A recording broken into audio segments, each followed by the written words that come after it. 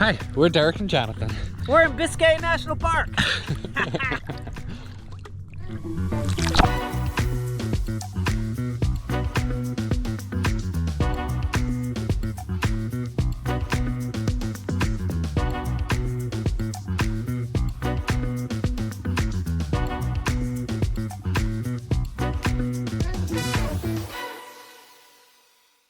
Biscayne is one of the most unique national parks in the US. It's almost entirely underwater.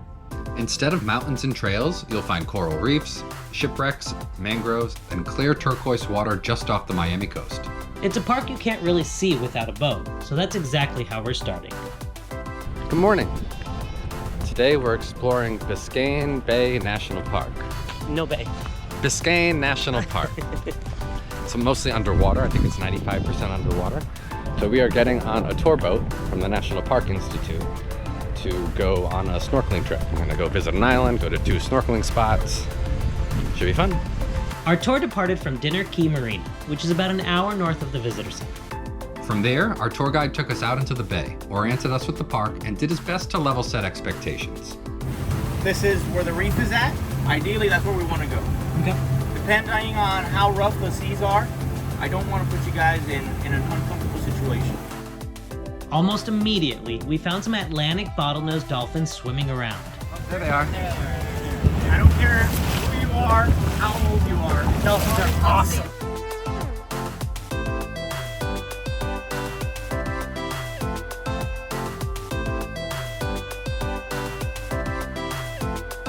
Our first stop was Stiltsville, a cluster of old stilt houses that look like they're floating miles offshore. These houses started popping up in the 1930s as fishing and party shacks for Miami's elite. At one point, this was basically a lawless social club on the water. Today, what's left is protected as part of the national park, mostly as historic reminders of a wilder time in Biscayne Bay. If you're into bird watching, the stilts are the perfect spot.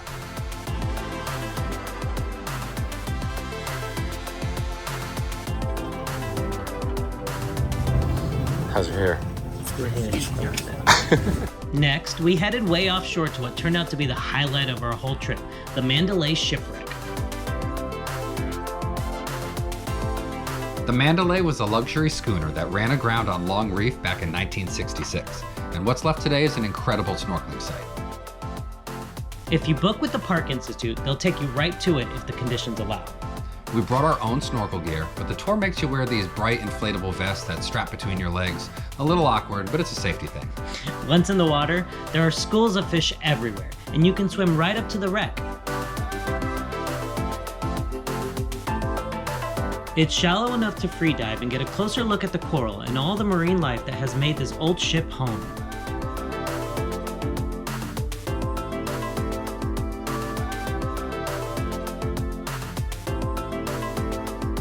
After the wreck, we cruised over to the shallows near Sands Key for a totally different kind of snorkeling experience. Instead of open ocean, we explored the clear, shallow water along the mangroves.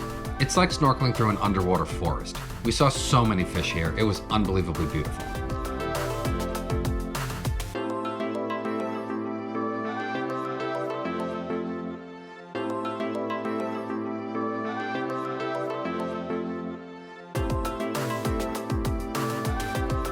And if you're really lucky, this is where you might find seahorses hiding in the seagrass.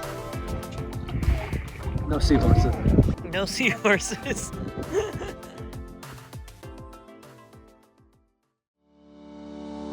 Our last stop was Boca Chita Key, the busiest and most famous island in the park, with its iconic little lighthouse. Hello. Hello, how's my hair look? No worse than mine, that's for sure. We're on Boca Chita Key. We're doing a trail here, it's like a little loop. Is it? I think so, yeah. So we have an hour here before our boat leaves. We had lunch. Now we're doing a little walk. We're probably gonna jump in the water and then head back. All in all, great experience. Great tour. So we specifically came on a day when the winds are relatively low at like 5 to 10 knots. Temperatures are great, skies are clear. And even so, there was a little chop on the water once you get out past the bay. He called it rolling waves. It wasn't bad at all. If you have been out in the water at all in Florida, you probably have experienced something a little worse. They take it very conservatively on these tours, just so you know. There was a big age range. on the Yeah. the guests that are on the ship. These tours There's only 5 people. will accommodate the guest, the average guest. So if you have any guest that is the slightest bit seasick, slightest bit uncomfortable, maybe they don't know how to swim, that will scale back the entire tour.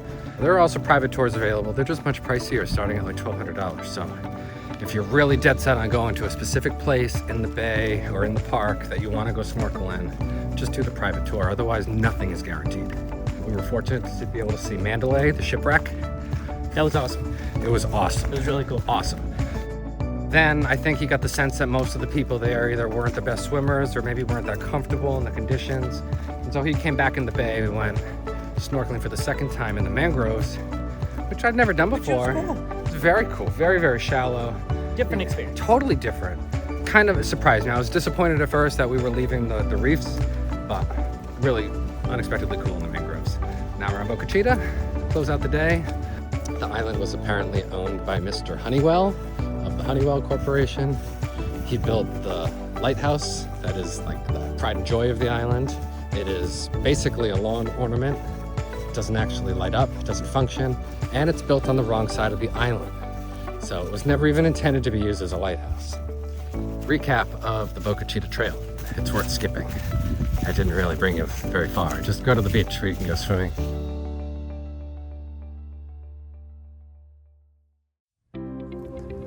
Finally making it to Biscayne National Park Visitor Center.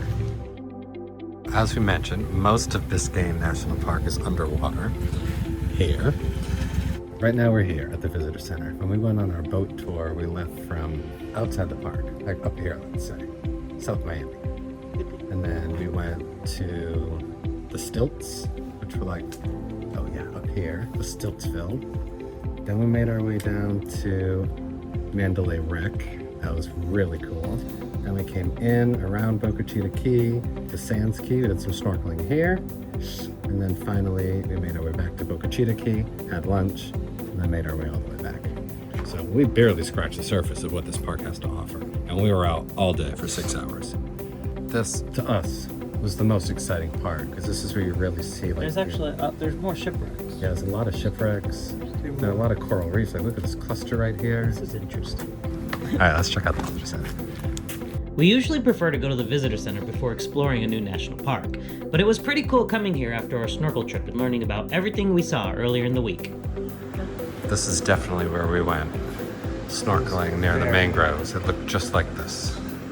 We saw, oh yeah, I saw one of these guys. I did see one of those I followed him around for a while. This guy, I saw him. Oh yeah, yeah. Oh, I did not see him. I saw him. Oh, the lobster? I did not see that. I did see like these sponge things. Oh yeah, they were bright orange. Yeah. Right outside the visitor center, there's a short boardwalk lined with coral rock and native limestone, the same materials that make up the bay's ancient reefs. From here, you get a clear view of the Miami skyline in the distance. It's a peaceful spot to watch boats come and go, or to just relax on a bench until a manatee cruises by. So if you come to Biscayne National Park, you should come to the visitor center, you should do this boardwalk thing, but then you gotta do more than that after. Yes. Yeah, whether it's getting on one of the boat tours, even just getting in a kayak and kind of just getting out there, you have to be prepared to get out in the water. So before you come, you should do some research to see what that could involve and just plan for it, be prepared, because it would be really disappointing to come to this national park, only go to that visitor center, do this little boardwalk walk, and then call it a day. Yeah, no, there's too much more to see out there. Yeah. Definitely recommend doing one of the tours through the Institute. Yeah. Also realize that this national park is really like an introduction to the Florida Keys as a whole. So the next thing we're doing is going down the Florida Keys. I'm going to try to do this. Yeah. So we're excited to kind of attach this national park to the next one. Here at our campground outside Miami, Homestead, all day above us has been this little guy. At first we thought it was just a clump of leaves or a bromeliad. But no, it's a raccoon sleeping in a tree. You see his little leg hanging there. He has been there all day. No shame. Honestly, kind of jealous. What a life. Thanks so much for watching. Be sure to hit those like and subscribe buttons, and we'll see you next time. Bye. Bye.